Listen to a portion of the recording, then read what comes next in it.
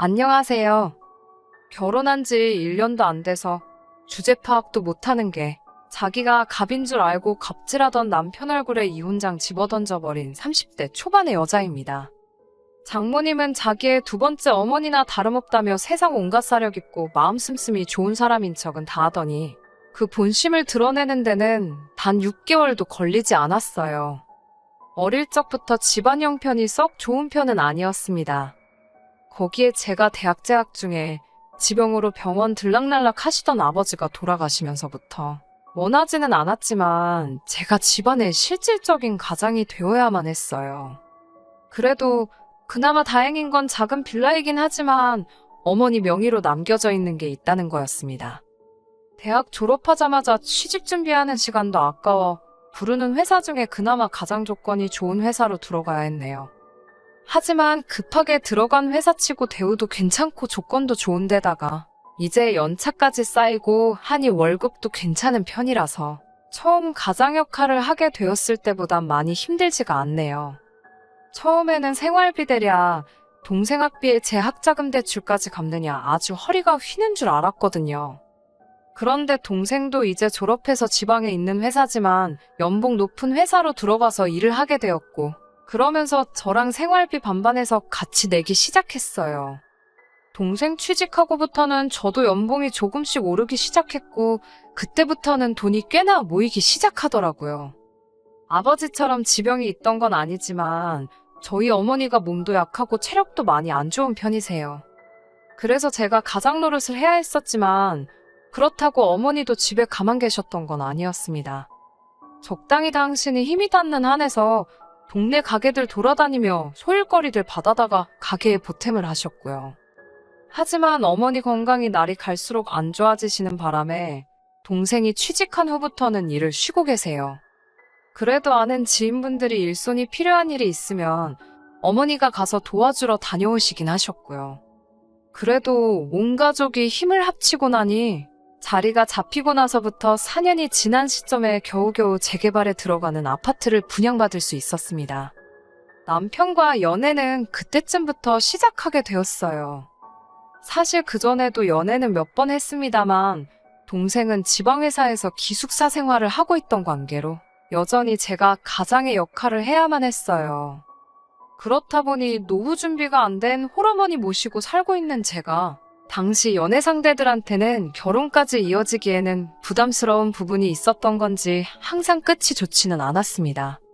동생이 취직 후에 보태주는 생활비까지 보태면 어머니 혼자 지내시기에 큰 지장은 없었겠지만 아무래도 어머니가 건강이 계속 안 좋아지시고 하다 보니 제가 따로 떨어져 나오기엔 힘든 부분이 있었어요. 그런데 남편은 당시 연애하던 사람들과는 조금 다른 점이 있었어요. 남편은 홀어머니를 모셔야 한다는 책임감을 가지고 있던 저를 색안경 끼고 보지 않았습니다. 오히려 그런 저를 대단하다고 추켜 세워줬지요. 남편은 자식된 도리로 부모님을 모시는 책임이 따른다는 건 당연하다 말했습니다. 제가 홀어머니 모시는 입장이 아니었다면 정말 부담스럽고 듣기 싫은 말일 텐데 입장이 바뀌니 그만큼 마음이 편해지는 말이 없었습니다. 물론 남편의 의중에는 나중에 시부모님을 책임져야 할 상황이 오면 시부모님과의 합가는 선택이 아니라 필수라는 말을 하는 거나 마찬가지였습니다. 하지만 그렇다고 해서 당장 결혼하자마자 시부모님도 모시고 친정어머니와 온 가족이 함께 살자는 말은 아니었어요. 결혼 준비를 하면서 시부모님 쪽은 노후 준비가 어느 정도 되어 있는 것도 알게 되었고 시부모님 당신들도 딱히 합가에 대해서는 크게 기대도 생각도도 안 하시는 눈치였거든요. 친정어머니께서도 당신 때문에 제가 나이 먹고 결혼도 못하고 있는 거 보기 안타까워 하시기도 했고 결혼을 긍정적으로 생각하지 않을 이유가 하나도 없어 보였지요. 친정어머니도 남편을 엄청 마음에 들어 하셨어요. 영업직이다 보니 특유의 넉살이 있는데 부침성이 좋은 모습이 어머니를 안심시키기도 했습니다. 그도 그럴 게 어머니도 사실 남편이 제가 좋아서 결혼하는데 늙은 노모가 딸려오면 싫어하지 않겠냐고 장모님 모시고 처가살이 하면서 살자드는 사위가 썩 부담스럽다 느끼고 계시던 상황이거든요. 그렇게 남편과는 결혼 준비를 시작하게 되었습니다. 그때 남편이 모아놓은 돈이 6천 정도밖에 되지 않는다는 사실을 알게 되었습니다. 저도 사실 아파트를 분양받은 뒤 남은 돈이 2천 정도밖에 남지 않기는 했습니다.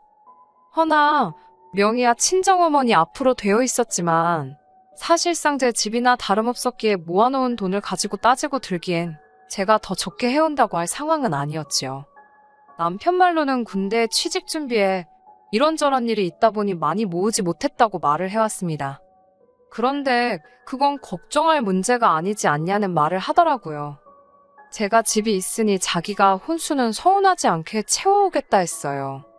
요즘 시대도 뭐 남자가 집 해오고 여자가 혼수해오는 시대도 아니고 괜히 돈 문제로 왈가왈부하면서 다투는 것도 싫었어요.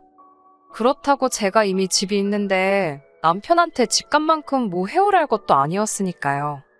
그런데 또 결혼 준비를 한참 하다가 남편이 어렵게 말을 꺼내기를 그냥 혼수도 안 해오면 어떻겠냐 물어오더라고요. 무슨 소리를 하려고 그러는가 싶었는데 어차피 지금 집에 저희가 쓰고 있는 것들이 있는데 굳이 뭐하러 새 것까지 사면서 새로 채울 필요가 있느냐 하는 겁니다.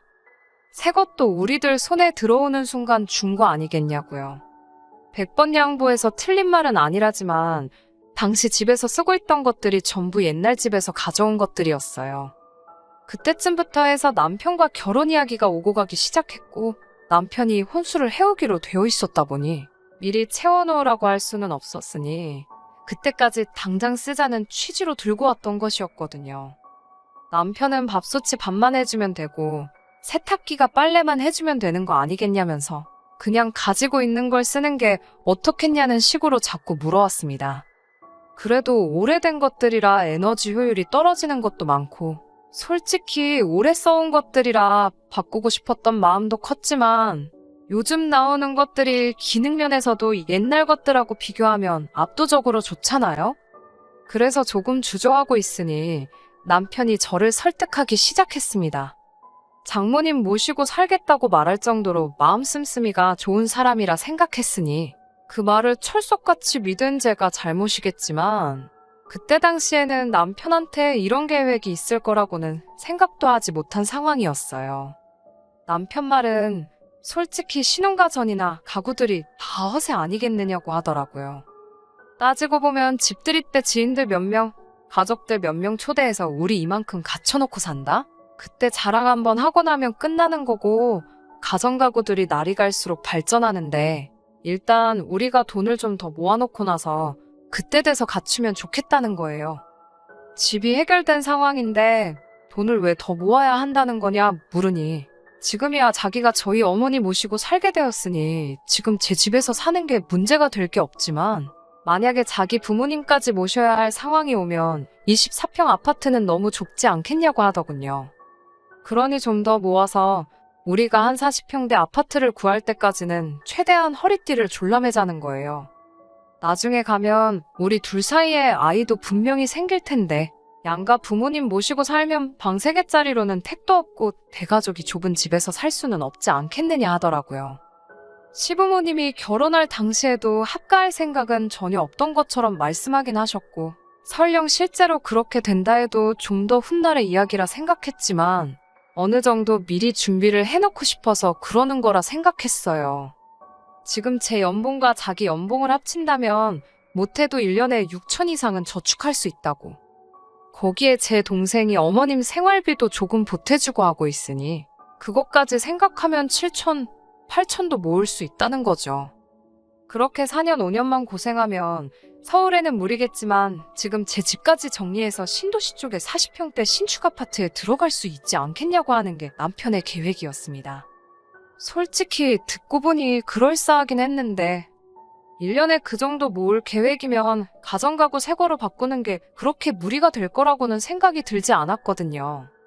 그런데 그때는 그 말이 일리가 있다 싶어서 당장 필요한 몇 가지만 하는 걸로 결정하게 되었습니다. 그리고 축복 속에 저희는 결혼식을 올리게 되었습니다. 신혼 초반에는 남편이 집에서 정말 잘했어요. 말씀드렸던 것처럼 장모님은 자기의 두 번째 어머니나 마찬가지라면서 어머니 하면서 잘했거든요. 그런데 결혼 반년 만에 조금씩 본 모습을 보이기 시작했어요. 하루는 퇴근하고 오니까 저희가 옷방 겸 창고같이 쓰고 있는 방에 있는 짐을 저한테 말도 없이 빼서 정리하고 있더라고요. 저는 난데없이 대청소라도 하려고 하나 싶었는데 방에 들어가 보니 접이식 침대며 어디서 얻어온 건지 책상에 의자까지 해서 방처럼 꾸며놓았더라고요. 무슨 일로 저러나 싶었는데 남편이 말도 없이 한다는 소리가 신우가 자취방 계약이 끝나는데 2달 정도만 지낼 곳이 필요하다 해서 새로 계약할 거 없이 이리 오라고 했다는 겁니다. 이때 제가 어떤 표정을 짓고 있었는진 모르겠는데 남편이 저를 살피며 표정이 왜 그러냐며 혹시 자기가 하면 안 되는 짓을 한 거냐 묻는 겁니다. 사실 이때 어떻게 나와야 할지 살짝 고민이 됐어요. 남편 말대로 단지 2달뿐인데 남편이 저희 어머니한테 잘하는 것도 있기에 저도 당연히 시가족에게 남편이 하는 만큼은 해야 하는 게 맞지 않나 하는 생각이 살짝 들었거든요. 2달이란 기간이 길어봐야 얼마나 길겠냐 싶기도 하고 괜히 그것 때문에 보증금에 방구하러 다니고 그렇게 고생시키는 것보다 잠깐 와서 지내게 하는 게 더 낫겠다 싶었어요. 그렇게 신우가 잠깐 저희 집에 와서 살게 되었습니다. 처음 몇 일 동안은 제가 괜한 걱정을 했나 싶을 정도로 신우가 집에 거의 들어오지 않았어요. 아마 졸업한다 뭐다 하면서 친구들이랑 놀러 다니기 바쁘구나 싶었던 것 같아요. 퇴근하고 오면 숙취 때문에 그런 건지 방에서 나오지도 않고 있고요. 신우도 신우 나름대로 눈치를 보는 건지 싶어서 강제로 나오라고 하지도 않았고 그렇게 2달이 금방 흘러가겠구나 하고 안심하고 있었습니다. 아무튼 친정어머니랑 같이 살면서 저희가 맞벌이를 하고 있다 보니 어머니께서 집안일을 대부분 도와주셨어요. 그런데 하루는 또 술 마시고 놀러 나간 신우를 제외하고 저희 식구들끼리 저녁 식사를 하고 있는데 알 수 없는 소리를 꺼내더군요. 장모님은 해도 해도 너무한다고 하면서 어떻게 식사 준비할 때 국을 한 번을 안 해주실 수가 있냐며 결혼 반년 만에 처음 반찬 투정을 하기 시작하더군요. 집마다 먹는 게 다르긴 하지만 일단 저희 가족은 식사할 때 국을 잘 안 먹어요. 탕 종류나 찌개는 근근히 먹는 편인데 매 끼니마다 무조건 국물이 있어야 하지는 않아요. 아버지 건강이 안 좋아졌을 때부터 병원에서 일단 국물 요리는 조금 줄이면 좋겠다는 이야기를 하도 들었어서 그게 버릇이 돼서 저희도 덩달아 국을 아예 안 먹게 되었거든요. 국이 없다고 해서 식사를 부실하게 주시는 것도 아니고 저희 출근하면 힘써야 한다고 아침밥까지 차려주시는 데다가 여지껏 국 없이도 잘만 먹어놓고선 저희 때문에 고생하신다는 말은 못할 망정 저희 어머니가 잘못하고 있는 것 마냥 말하니 어이가 없더라고요. 어머니께서 그런데 아무 말도 못하고 계시길래 보다 못한 제가 남편한테 여태까지 잘만 먹다가 왜 난데없이 국말 타령을 하느냐 물었더니 남편이 당당하게 하는 소리가 더 어이가 없었습니다. 다른 사람도 아니고 내 동생이 매일같이 저렇게 숙취로 고생하는데 해장국 하나 있으면 얼마나 시원하겠냐고 하는 겁니다. 지가 무슨 얼토당토하는 소리를 하고 있는 건 아는지 저게 제정신으로 하는 소린가 싶었네요. 지 동생이 매일같이 술독에 빠져 사는 게 뭐가 자랑이라고. 장모님한테 술 퍼마시고 정신 못 차리는 동생 해장까지 책임져 달라는 게 할 소리인가요?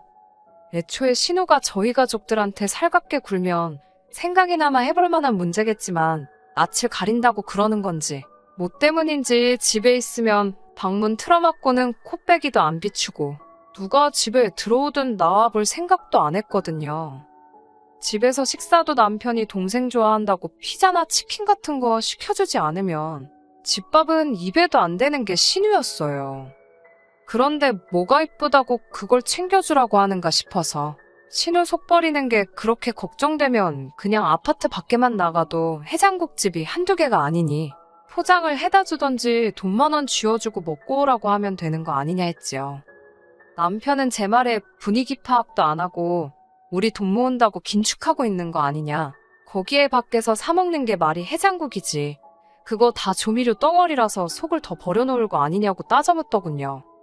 그 말에 저도 신우가 해장국을 먹고 싶으면 알아서 먹게 내버려두고 아님 말라고 했어요.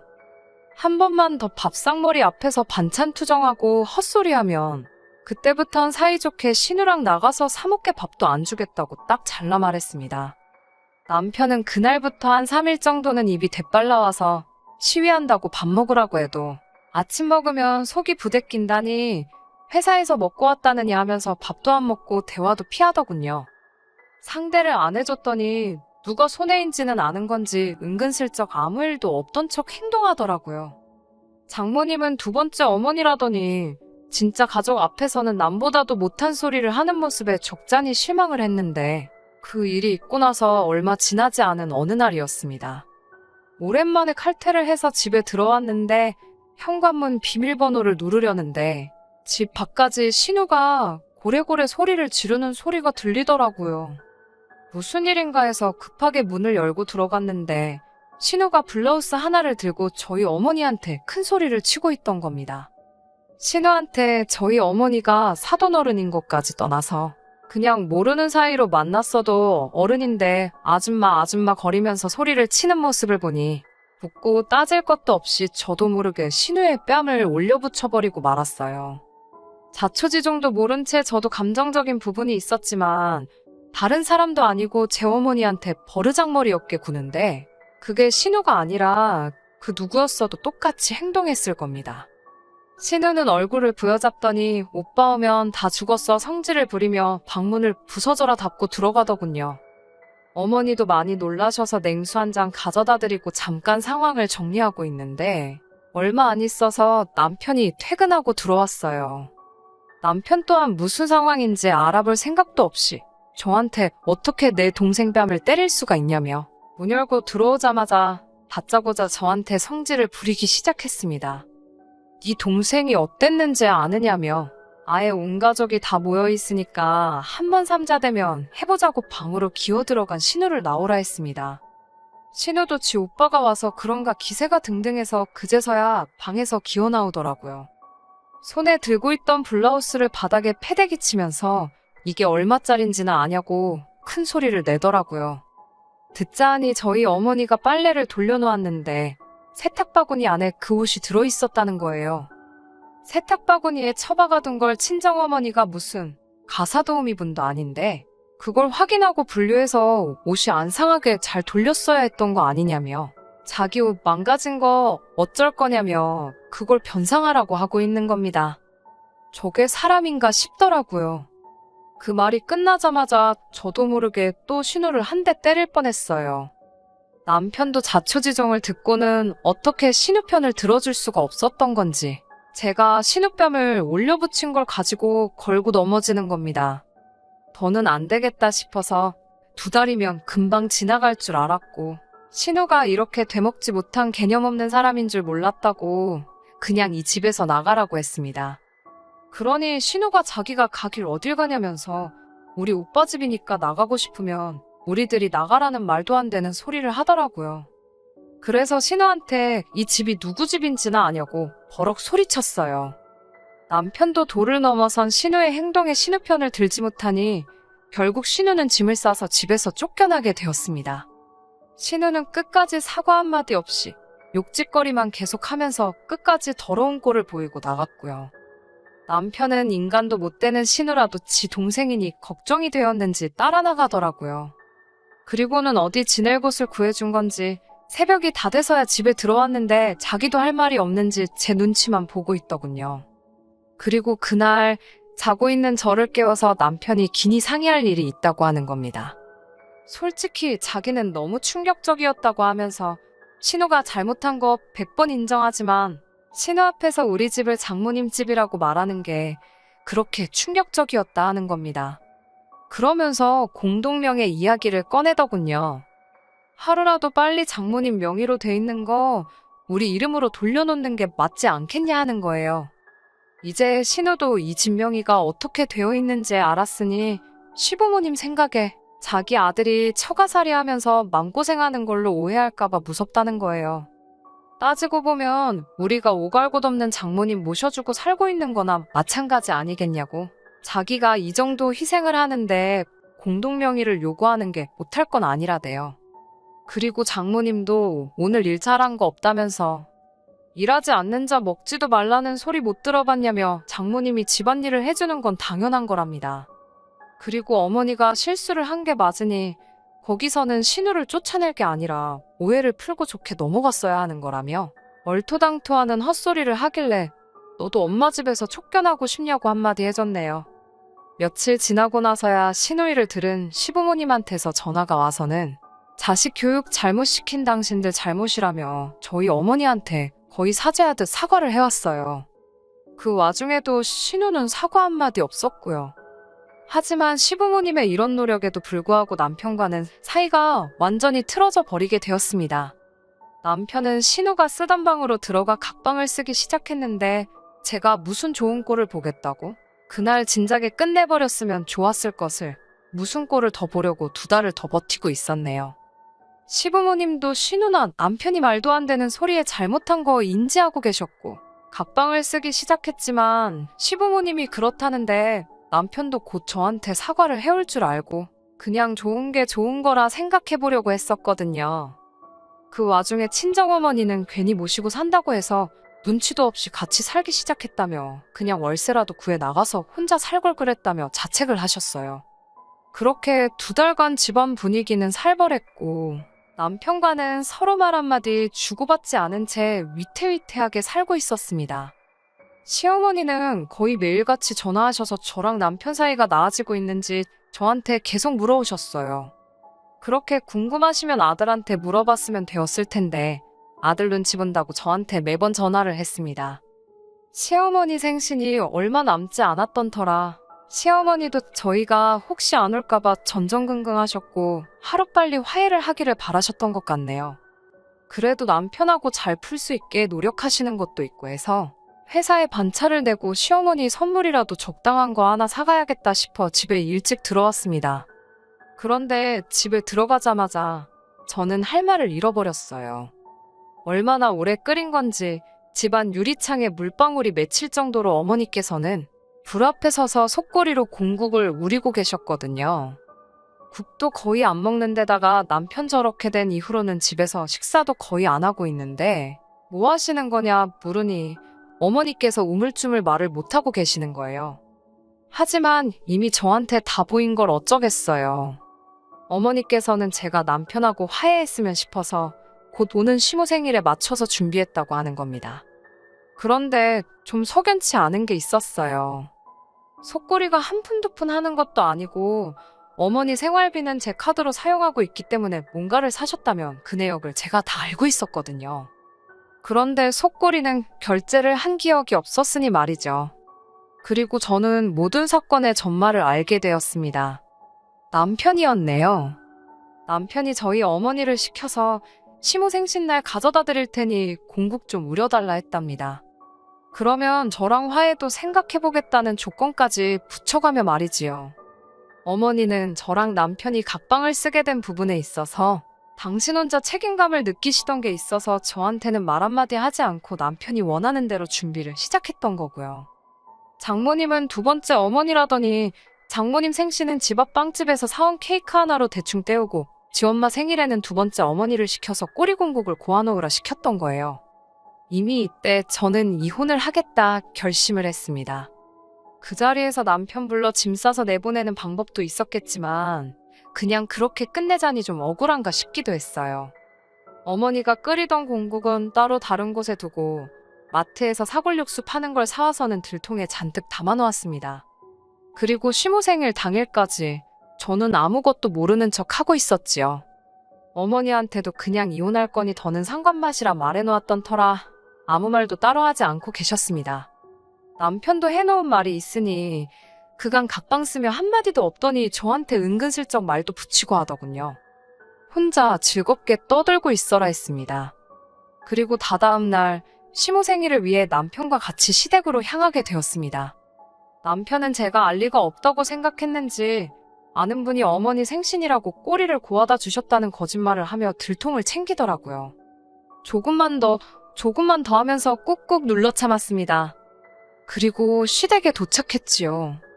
시어머니도 겉으로 보기에는 저랑 남편이 같이 온 거에 대해서 많이 안심을 한 것처럼 보이더군요. 신우는 결국 취직 못하고 본가로 돌아와 시댁에서 같이 지내고 있던 상황이었고요. 그 싸가지는 어디 안 가는 건지 저를 본척만척 눈으로만 흘기고 지나가더군요. 남편이 시모한테 생신 축하드린다며 아양을 떨고는 아는 분이 엄마 되시라고 속골이 고와주셨다며 너스레를 떨길래 때는 이때다 싶어서 제가 대신 들고 있던 들통을 시가족들 보는 앞에서 남편을 향해서 힘껏 끼얹었습니다. 들통이 꽉 찰 만큼 들어있었으니 남편이 사골육수로 샤워를 하는 건 물론이고 집이 당장에 고기 부스러기부터 기름들로 개판이 돼버렸지요. 남편이 이게 뭐하는 짓이냐며 소리를 지르길래 네 아는 분이 혹시 장모님 아니냐고 하면서 시모 앞에 남편이 장모님을 아주 식모로 알고 부려먹으려던 계획을 전부 다 말해줬습니다. 어떻게 알았냐는 눈치로 남편은 사골육수를 뒤집어 쓴 채로 아주 허우적거리면서 있는데 속이 다 후련하더라고요. 시모는 자초지종을 듣더니 암만 집이 개판이 되고 아들이 그런 꼴을 당해도 뭐라 말도 못하고 있었고요. 그나마 저를 고깝게 보던 신우가 그래도 그렇지 집을 이 꼴을 만들어 놓았냐며 소리치길래 네 오빠가 그러더라고 한마디 해줬네요. 네 아직도 집에서 먹고 놀고만 있는 거 아니냐고.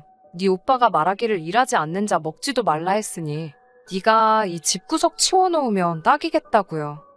그리고는 시부모님 앞에 상황 보니 답이 나오시지 않느냐 묻고 이제 저는 볼장 다 봤으니 그만 이혼하겠다 말하고 시댁문 박차고 나왔습니다. 워낙 순식간에 일어난 일이라 다들 어안이벙벙해 있어서 아무 일도 없이 빠져나올 수 있었고 저도 차에 타고 나서 시동 걸고 조금 멀리 떨어져 나오니 그때부터 긴장했던 게 한 번에 풀려 온몸에 힘이 쭉 빠지더라고요. 그리고 그 길로 차 끌고 집에 가서 남편 짐까지 다 빼버렸지요. 솔직히 이 집에 남편 돈 들어간 거 단 하나도 없었기에 정리하는 건 하나도 어려운 일이 아니었습니다. 택시를 타고 급하게 쫓아온 건지 머리에 고기 건더기가 말라붙어 있는 채로 남편이 집까지 와서는 자기가 다 미안하다고 하면서 처가살이 한다는 자격지심에 그랬다는 되도 않는 소리로 용서를 구하더군요. 더 볼 것도 없었습니다. 이미 마음 끝인 지가 오랜데 그런 사과 몇 마디 듣는다고 풀어질 제 마음도 아니었고요. 남편은 용서를 구하는 척 미안하다 빌기 시작하다가 생각대로 안 되니 사골국물 들이부은 것, 신우뺨 올려붙였던 것 전부 폭행죄가 성립된다니 어쩌니 하면서 저를 고소해버리겠다. 그래서 이혼소송에서 위자료로 전부 다 뜯어가버리겠다 큰 소리를 치더라고요. 어디 한번 하고 싶은 대로 해보라고 하고 말았어요. 솔직히 그럴 수도 있겠다 해서 걱정스럽긴 했는데 그 후에 변호사 찾아보고 하니 저한테 불리할 게 하나도 없다 해서 안심했어요. 그 이후에 시부모님은 또 사과를 해왔습니다. 신우와 일이 있었을 때 했던 것처럼 다 당신이 자식 교육 잘못시킨 탓이니 원망하려거든 자기를 원망하고 남편은 좀 용서해달라 하시길래 됐다 그랬습니다. 시부모님이 정상이면 뭐하겠어요. 당장 같이 사는 남편이 문제인데 사람 쉽게 안 변한다잖아요. 아들 자식 교육 잘 못 시키셨다고 하셨는데 그래도 자기 가족만 저렇게 최고라고 하는 거 보면 효자로서는 아주 으뜸 아니겠냐고 가족이에 평생 살고 싶은 것 같은데 그냥 품에 끼고 사시라고 대답해드렸네요. 친정어머니는 아직도 당신 때문에 제가 이혼하게 된 것 같다고 하시는데 이게 차라리 나은 것 같아요. 애초에 처가살이 하고 있는 주제 파악도 못하고 장모님을 모셔준다느니 어쩌니 하던 놈이었고 차라리 그 정체를 빨리 밝혀낸 게 다행 아니겠어요? 아니었으면 내 돈으로 시댁까지 호강시킬 뻔했으니 돈 한 푼이라도 시댁에 넘어가기 전에 재빠르게 갈라서 버린 게 말입니다. 동생도 다시 서울에 있는 지사로 파견을 나온다고 하니 다시 예전처럼 새 가족이서 알콩달콩 행복하게 잘 살아야겠네요. 제 결정에 후회가 없고 이제는 다 속이 후련한 이야기입니다. 끝까지 들어주셔서 감사합니다. 오늘의 사연은 여기까지입니다. 구독과 좋아요, 알람 설정 부탁드리고 더 좋은 사연으로 다시 찾아뵙겠습니다. 감사합니다.